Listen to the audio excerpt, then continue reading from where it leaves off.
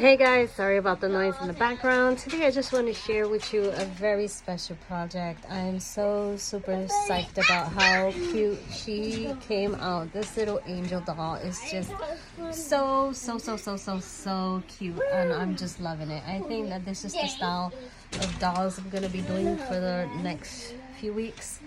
Hopefully, if I don't get tired of it fast, because usually I do. So anyway, enough rambling. This doll has wires in the hands and in the wings, so you can bend them and position them in any position that you want. I was thinking of putting either a Bible in her hand, or maybe a wreath, or even this is another idea that I had.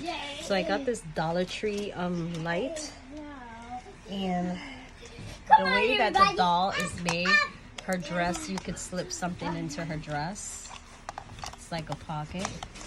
So I was kind of thinking that maybe I could put the star in the doll's hand.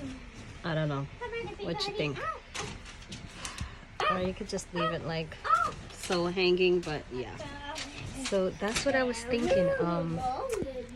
I mean, she has positional hands, so trying to think what can I actually use the moving parts for. So yeah, but I just think she came out so cute. And look at that hair, that whole mop of hair. I just love it. I think it's just adorable. So you could even use this as a what do you call that, a potpourri doll. Put some lavender inside her dress. That would be great for a bathroom, or even a baby's room. You could put something in there. You could probably even hang something from in here too, because you could just like hang it from across the way the dress is made. Look at that face. Oh my goodness. So yeah, I'm going to be uploading this gorgeous gal in my Etsy shop in a little while.